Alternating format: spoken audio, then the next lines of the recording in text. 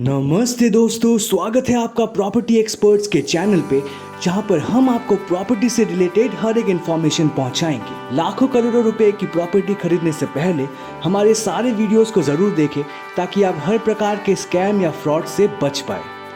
तो आज हम बात करने वाले हैं अबाउट टाइटल सर्च रिपोर्ट। चलिए उसके बारे में जानते हैं। दोस्तों, जब भी हमें अपनी प्रॉपर्टी पर बैंक या किसी फाइनेंशियल इंस्टीट्यूशन से लोन लेना होता है तो लोन देने से पहले बैंक या कोई भी फाइनेंशियल इंस्टीट्यूशन ये ज़रूर देखता है कि आपके पास उस प्रॉपर्टी का मार्केटेबल टाइटल है या नहीं, या फिर आपको उस प्रॉपर्टी को मॉर्गेज करके लोन लेने का अधिकार है या नहीं। इसके लिए बैंक हमारी आइडेंटिफिकेशन और हमारे गवाहों के डॉक्यूमेंट्स के साथ साथ एक और चीज़ की डिमांड करता है, जो कि है title search report. Title search report एक बहुत ही इंपॉर्टेंट चीज़ है बैंक के लिए, ये डिसाइड करने के लिए कि आपके पास उस प्रॉपर्टी पर लोन दिया जा सकता है या नहीं। इसके अलावा भी कोई भी आदमी अगर किसी प्रॉपर्टी को खरीदना चाहता हो तो वो प्रॉपर्टी फ्रॉड से बचने के लिए टाइटल सर्च की रिपोर्ट तैयार करा सकता है। लेकिन ये टाइटल सर्च रिपोर्ट बनती कैसे और इसके साथ साथ क्या डॉक्यूमेंट्स लगाए जाते हैं, आज के वीडियो में हम इसी बारे में बात करने वाले हैं। सबसे पहली बात कि टाइटल सर्च रिपोर्ट तैयार कौन करेगा।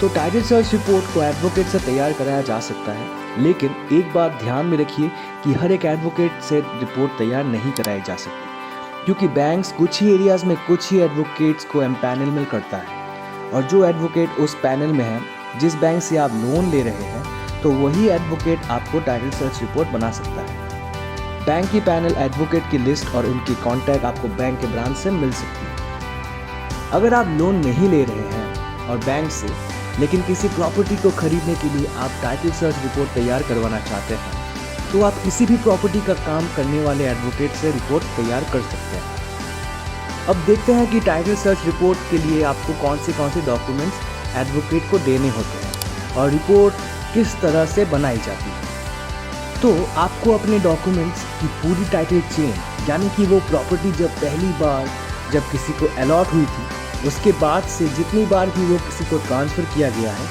उस अलॉटमेंट की और ट्रांसफ़र की सारी डॉक्यूमेंट्स की कॉपी आपको एडवोकेट के पास लेकर जाना होता है, और आपको एक फ़ोटो पहचान पत्र यानी कि पान कार्ड की कॉपी भी लेकर जाना होता है, और उन सब की कॉपी और एडवोकेट के पास छोड़नी होती है, क्योंकि सर्च रिपोर्ट तुरंत बनने वाला डॉक्यूमेंट नहीं है, बल्कि उसके लिए करीब एक हफ्ता भी लग जाता है।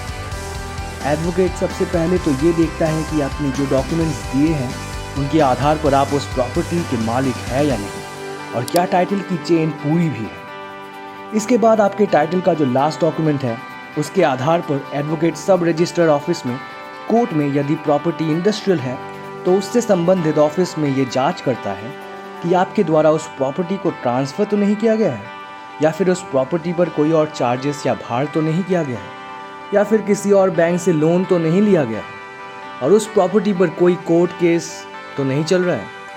इसके लिए अधिकतर बैंक 13 सालों की रिपोर्ट मांगते हैं, लेकिन कुछ बैंक अभी 30 सालों की रिपोर्ट भी मांगने लगे हैं, लेकिन जनरली सर्च रिपोर्ट 13 सालों की ही होती है। जिस भी ऑफिस में एडवोकेट सर्च करता है, उसी ऑफिस में सर्च के लिए रिसीट कटवानी पड़ती है, और सर्च के बाद एडवोकेट को उसी बात की रिसीट भी मिलनी जाती है।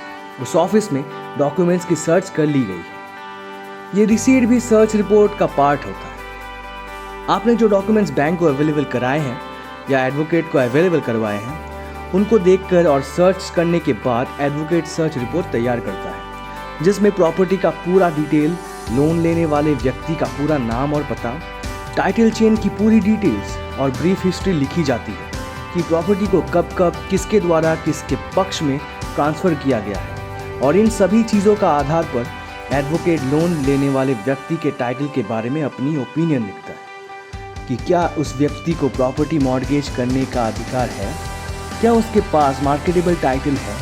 इसके अलावा सर्च रिपोर्ट के साथ प्रॉपर्टी के 2 नए फोटोग्राफ भी आइडेंटिफिकेशन के लिए लगाए जाते हैं। टाइटल सर्च रिपोर्ट का जनरली एक स्टैंडर्ड फॉर्मेट होता है, जिसमें लिखा जाता है कि प्रॉपर्टी का टाइटल की जाँच के लिए एडवोकेट को कौन से डॉक्यूमेंट दिए गए, उन डॉक्यूमेंट्स को देखने से क्या निष्कर्ष निकला, क्या वो डॉक्यूमेंट्स ओरिजिनल था या फिर फोटोकॉपी, क्या उन डॉक्यूमेंट्स की जांच एडवोकेट ने सब रजिस्ट्रार के ऑफिस में की गई थी, क्या टाइटल को लास्ट डॉक्यूमेंट्स की सर्टिफाइड कॉपी ली गई थी? क्या सर्टिफाइड कॉपी और ओरिजिनल का मिलन हुआ है? क्योंकि उनमें डिटेल एक जैसी होनी बहुत ज़रूरी है। पार्टीज के जो फोटोग्राफ्स ओरिजिनल डॉक्यूमेंट में लगे हुए हैं वही फोटोग्राफ्स सब रजिस्टर ऑफिस से अवेलेबल कॉपीज़ में भी होने चाहिए। क्या कोई लोकल लॉ के आंसर प्रॉपर्टी को मॉर्गेज करने के लिए उसमें रोक टोक तो नहीं है? प्रॉपर्टी पर कई भर्ती नहीं होने पे या फिर कोई भार होना नहीं चाहिए और प्रॉपर्टी से रिलेटेड टैक्स रिलेटेड बकाया नहीं होना चाहिए।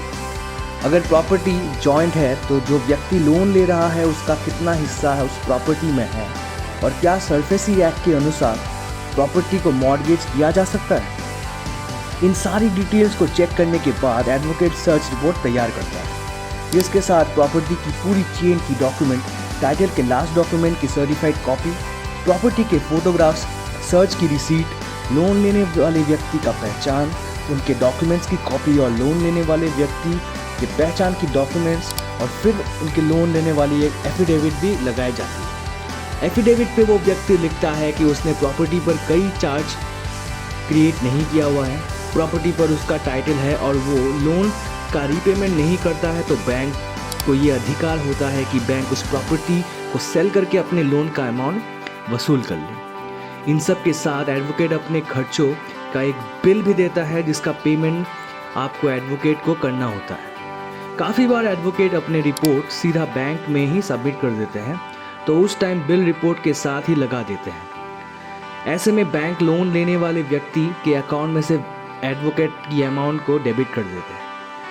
आशा करता हूं कि आप समझ गए होंगे कि प्रॉपर्टी की सर्च रिपोर्ट कैसे बनाई जाती है और इस विषय में आपको किन किन डॉक्यूमेंट्स की ज़रूरत हो सकती है। Thank you so much for watching and do not forget to watch every video of ours क्योंकि हमारा मेन उद्देश्य आपको एडुकेट करना है। सो प्रॉपर्टी से रिलेटेड आपको कोई भी डाउट हो यहाँ पर आपको उसका सोल्यूशन मिल जाएगा।